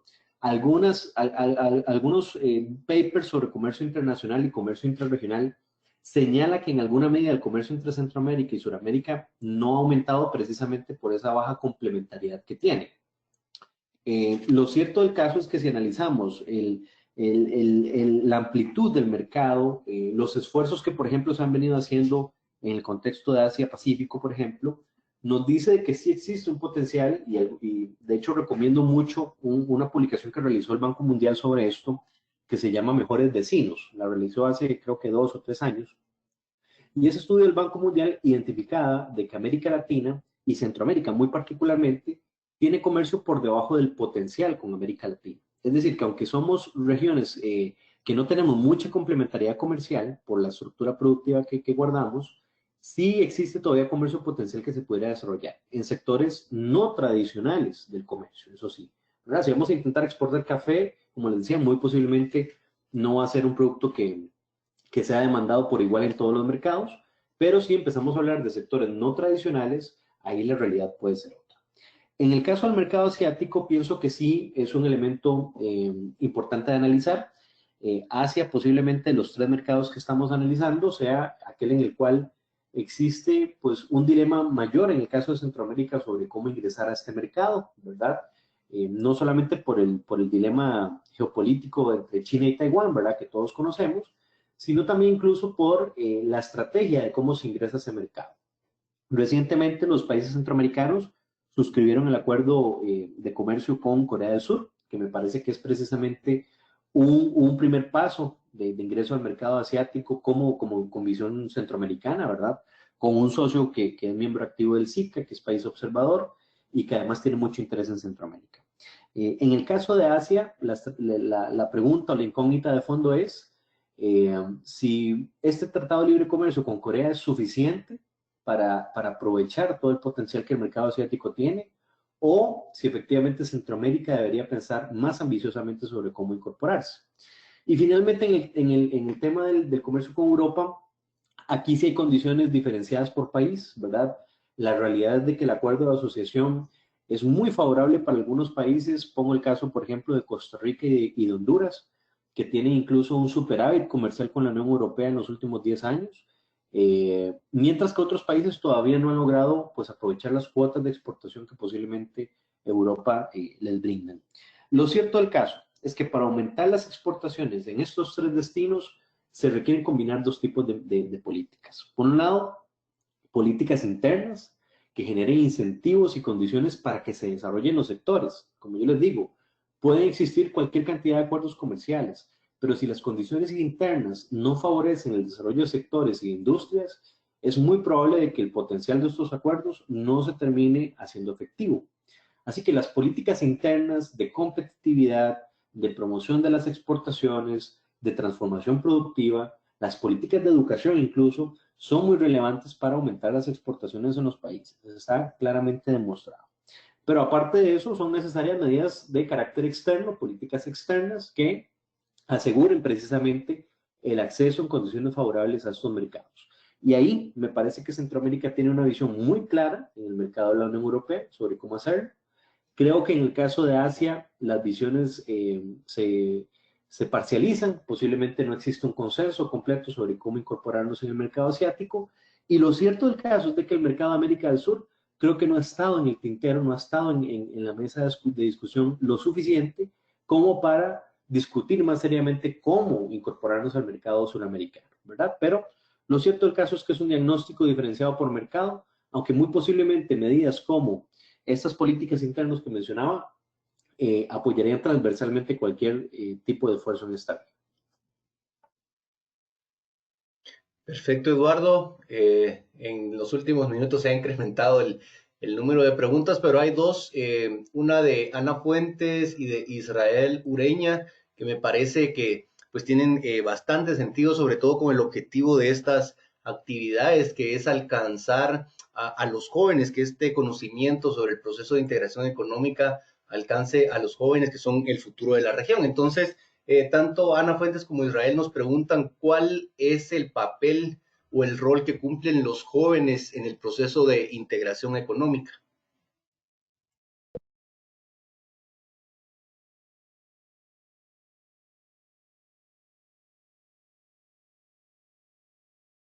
Luis, perdón, pero se cortó un poquito su mensaje. Entonces, escuché solamente sobre cuál es el papel que cumplen. Si me podría repetir la pregunta, disculpe.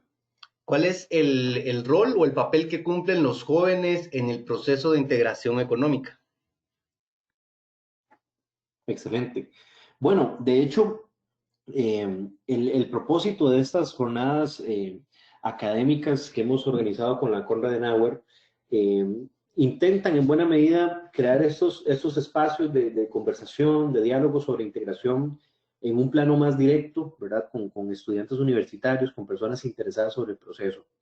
el rol de los jóvenes es muy importante en el proceso y en la sociedad misma, ¿verdad? Mucho de lo que les he explicado en la presentación de hoy, lo que tiene que ver, por ejemplo, sobre la integración económica, descansa sobre todo un andamiaje institucional, ¿verdad? Instituciones de gobierno, de sector público, de sector privado, que participan en este proceso de integración continuamente. Y ahí, en realidad, lo que tenemos es a profesionales de muchas ramas y de muchas disciplinas que están trabajando continuamente en estas negociaciones. El papel de los jóvenes es muy importante precisamente por ese cambio generacional que muy posiblemente vamos a observar en los próximos años. Centroamérica y muy particularmente el Triángulo Norte va a afrontar en los próximos años lo que hemos denominado como un bono demográfico, ¿verdad? Esa proporción de la población joven dentro del mercado laboral va a aumentar. Entonces, este cambio generacional es muy importante porque precisamente son las futuras generaciones las que van a tener que gestionar el proceso de integración a futuro y son muy posiblemente quienes van a tener capacidad de incidencia y capacidad de transformación. Algunos teóricos sobre integración hablan de un agotamiento de los modelos de integración, que es necesario repensar otro regionalismo a la luz de todo esto. Bueno, precisamente los jóvenes creo que tienen un papel preponderante en el ejercicio de esa discusión sobre hacia dónde debería ir la integración. Esa integración que va más allá del comercio, que pasa por lo social, que pasa por lo político, y en donde los jóvenes tienen una incidencia. Ahora, para que tengamos incidencia como jóvenes en el proceso, debemos conocer las reglas del juego, debemos conocer cuáles son las responsabilidades que tiene nuestro país en el marco de este proceso, ¿verdad? Los 6 países de Centroamérica tienen un voto y un espacio en el Consejo de Ministros de Integración Económica, en el COMIECO, que es el máximo órgano rector de toma de decisiones del proceso. Así que como jóvenes debemos estar conscientes de cómo se puede incidir en esto, de cómo podemos participar, pero como les decía, sobre todo cuáles son las responsabilidades y cuáles son los beneficios del proceso para nuestro país. Y eso pasa por formarnos como futuros profesionales que podamos aportar en todos estos temas. Como les digo, no es una cuestión únicamente de especialistas en comercio. En realidad, si revisamos, las personas que trabajan en todos los países en estos temas de integración son de una gran diversidad de ramas de estudio. Por tanto, la juventud, transversalmente en cualquiera de las industrias o profesiones que se desempeñen, debería tener esta vocación por pensar la integración y ver cómo podríamos profundizarla, siempre y cuando sea vista, como les digo, como una herramienta, como un medio y no como el fin por sí mismo, ¿verdad? Perfecto, tenemos algunas preguntas adicionales. Una de ellas también, aprovecho el espacio de la pregunta para comentarles que al finalizar esta sesión, una hora más tarde les llegará un correo electrónico en el cual ustedes van a tener un enlace para consultar la grabación de este seminario virtual por si lo desean consultar más adelante o por si ingresaron unos minutos más tarde del arranque de la sesión. Van a poder consultarlo por este medio, incluso compartirlos con algunos compañeros o colegas que ustedes consideren que puedan estar interesados en esta información. Adicional a la grabación, también van a poder descargar la presentación que utilizó Eduardo en su exposición, pero para poderla descargar les vamos a solicitar su apoyo para que puedan completar una pequeña encuesta. Esta encuesta pues tiene como objetivo medir su percepción sobre esta actividad y que nos puedan brindar sus comentarios, obviamente con el objetivo de que en cada una de estas actividades que realizamos pues podamos encontrar algunas sugerencias que nos ayuden a desarrollar las actividades de mejor forma. Así que ese correo electrónico ustedes van a poder descargar la presentación, consultar la grabación y pediríamos su apoyo en responder la encuesta. Esta pregunta también la hacía Carlos Ramírez en relación a la presentación. Tenemos otra pregunta bastante interesante también en relación a cuál es el papel que puede jugar el Banco Centroamericano de Integración frente a esta crisis y si se puede garantizar una seguridad alimentaria en la región.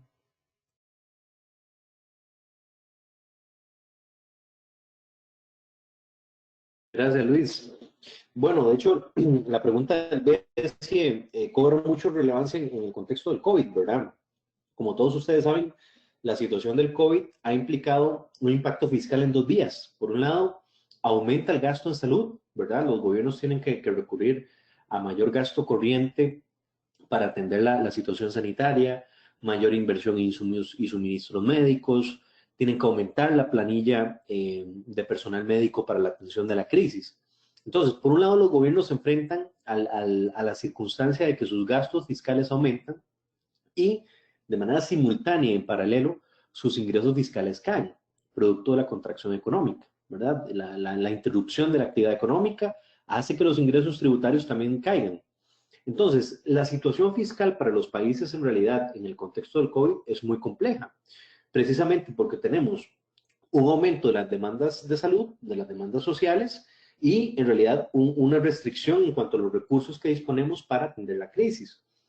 Por eso, en este contexto, los organismos multilaterales y la banca multilateral cobran mucha relevancia, precisamente porque muchos de los gobiernos van a tener que recurrir a medidas de renegociación de su deuda o reestructuración de su deuda para poder adquirir estos compromisos o asumir estos compromisos sanitarios.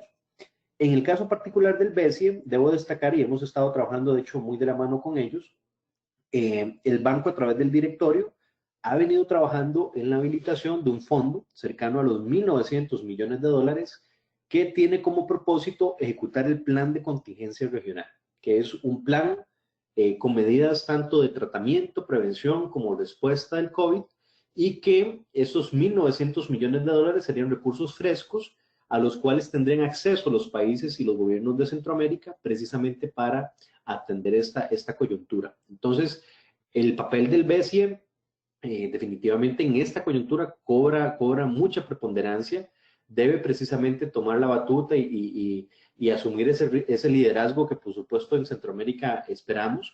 Y como les digo, pues lo positivo es de que sí hay una predisposición de recursos que andan un poco por ese monto que les indiqué y que tiene como propósito pues atender los diferentes planes de contingencia a nivel nacional que los países han venido definiendo para atender la situación. Respondo además a la pregunta sobre sanidad, sobre seguridad alimentaria y nutricional. Sobre eso también comentarles que la Secretaría General del SICA tiene proyectos desde hace mucho tiempo, incluso con la propia Unión Europea, que han venido trabajando en los temas de seguridad alimentaria y nutricional en Centroamérica. Como ustedes saben, la situación sanitaria, pues al fin de cuentas también viene a agudizar el riesgo por seguridad alimentaria en algunas zonas expuestas precisamente a las condiciones económicas, en donde los ingresos de los hogares se han interrumpido y no necesariamente se tienen los recursos para asegurar la alimentación básica de los hogares. Entonces, la seguridad alimentaria es uno de esas vulnerabilidades sociales que se podrían agudizar ahorita con la circunstancia del COVID. ¿En qué medida esto va a ser controlable? Bueno, aquí sí tenemos que hablar, como les digo nuevamente, de esas políticas no convencionales. Por ejemplo, muchos de los países de la región están implementando ahora esquemas de transferencias no condicionadas, ¿verdad? Prácticamente transferencias monetarias que se están realizando a los hogares y a las familias que se han visto afectadas por la coyuntura del COVID. Se han visto este tipo de actividades o de medidas del gobierno, particularmente en Costa Rica y en El Salvador, pero sabemos que también el resto de gobiernos está moviéndose en este sentido. Ahora, la seguridad alimentaria no va a pasar únicamente por las medidas que realicen los gobiernos, lamentablemente. Mucho de esto también depende de la solidaridad de las comunidades y por supuesto, de los pueblos mismos. En las áreas rurales, por ejemplo, en algunos países se ha observado un aumento de la cooperación y del funcionamiento de la sociedad civil precisamente para intentar apoyar a aquellas familias más desprotegidas. Lo cierto del caso, como les digo, es de que este va a ser un esfuerzo no solamente de gobierno, sino también pasa un poco por la solidaridad que tengamos con nuestro vecino ante una circunstancia tan peculiar como es el COVID, ¿verdad? Que tiene un efecto multidimensional y que nos tiene pues a todos repensando la forma en la cual hacemos las cosas. Perfecto, tenemos aquí un par de preguntas por parte de Luis San José. Voy a aprovechar a dar lectura a las dos. Creo que una de ellas pues bastará con dar alguna indicación de dónde consultar algún estudio. La primer pregunta es, ¿creen que dentro de los nuevos mecanismos de integración o los que se estén trabajando actualmente se podría contemplar una política de cielos abiertos a nivel centroamericano, o incluyendo incluso a la República Dominicana? Y la segunda pregunta es si existe algún estudio sobre la integración profunda de Honduras y Guatemala Y si es así, ¿dónde se puede encontrar o dónde se puede compartir este estudio?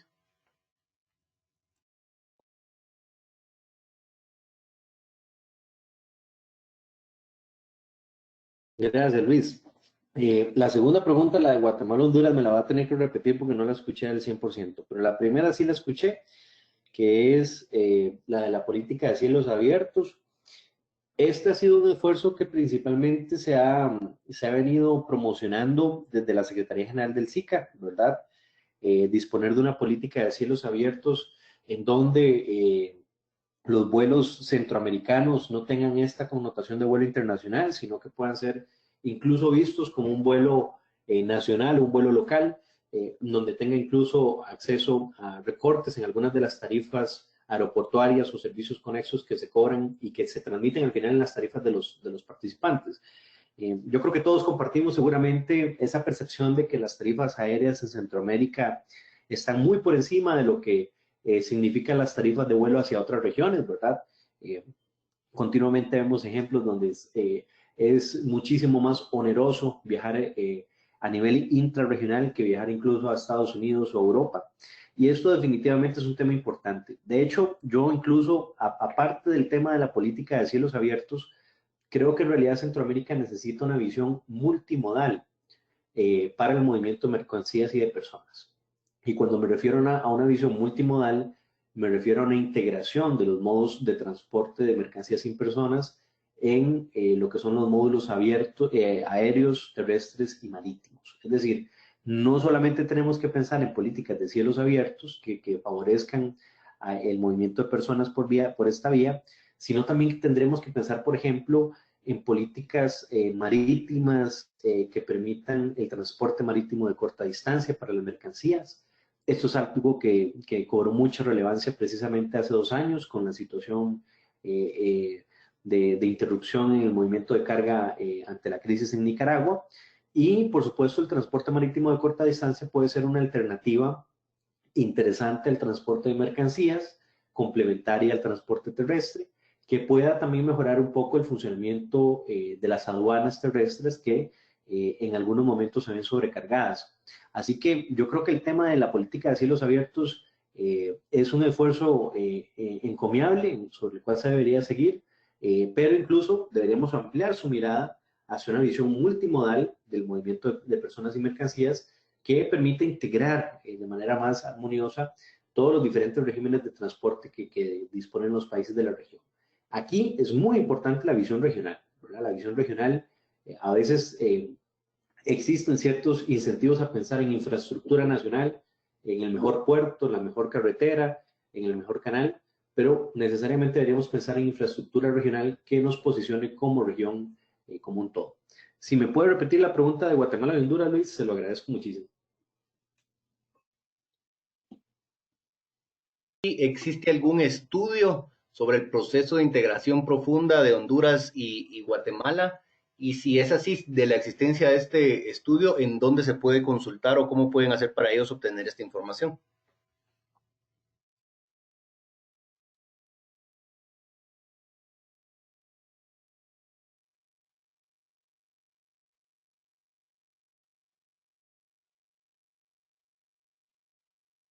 Muchas gracias. Y disculpe que no lo escuché inicialmente, don Luis.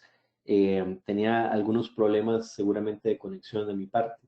Existen 2 publicaciones que recomiendo mucho si están interesados en estos temas de Guatemala y Honduras. Uno, de hecho, lo publicamos en la SIECA.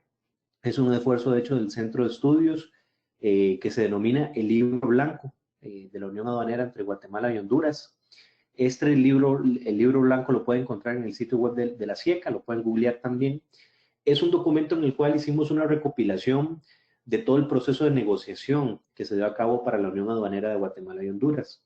Entonces hacemos prácticamente una revisión de todos los temas que se fueron negociando en cada una de las rondas de negociación, valga la redundancia, y al final de cuentas nos parece que es un ejercicio muy interesante de documentación, ¿verdad? De todo este proceso de creación de la Unión Aduanera.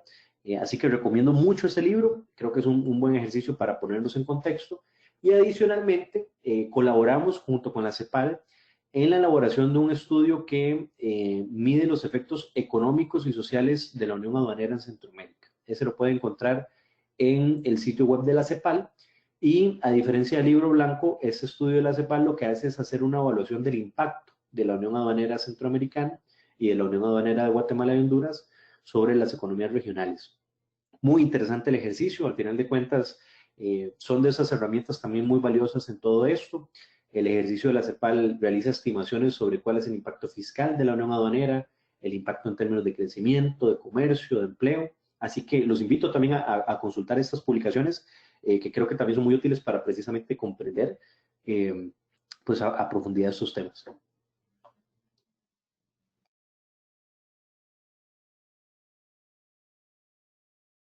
La sesión virtual programada para esta mañana. Como lo comentamos al arrancar la sesión, recordarles que esta es una de varias actividades que vamos a desarrollar con la Fundación Konrad Adenauer para toda la región durante el primer semestre de este 2020. Así que los invitamos a que estén atentos a las redes sociales, tanto de la Fundación Konrad Adenauer como también a las redes sociales de la CIECA para que puedan consultar y estar atentos a las próximas actividades. Agradecemos también el apoyo que la Fundación Konrad Adenauer nos brinda en este momento pues, para poder realizar el plan de trabajo que ya hemos organizado y estamos ejecutando para este 2020, que es una relación que tenemos con la Fundación desde hace ya varios años y que hemos trabajado de forma eficiente y de igual pues agradecemos la confianza que depositan en la CIECA para poder realizar estas actividades, sobre todo en el Centro de Estudios para la Integración Económica. Así que eso es todo por la sesión. Recordarles que va a llegar un correo electrónico con la presentación, con la grabación de la sesión y con una pequeña encuesta sobre la actividad. También pues agradecer a Eduardo Espinosa por el tiempo dedicado a formular el material y poderlo compartir con nosotros y poder también dar respuesta a las múltiples preguntas que se desarrollaron en esta fase final de la sesión. Así que, sin más, en nombre de la Fundación Konrad Adenauer y la Secretaría de Integración Económica Centroamericana, pues les deseamos un muy buen día, un muy buen fin de semana y nos vemos en una próxima sesión. Feliz día.